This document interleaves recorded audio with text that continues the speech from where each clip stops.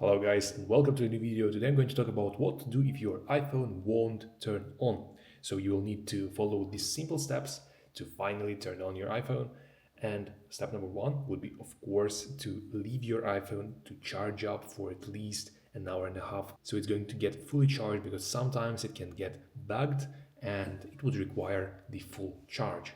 So for that, you might use the regular socket you're using and also use a new one because there might be a problem with your socket that you're using in the wall. Okay, now once this was done, what you want to do is you want to quickly press the volume up and then volume down button and then hold the power button. Okay, so this is how we do it: volume up, volume down, and then holding the power button. So you will see that after doing this, your iPhone will actually start turning on.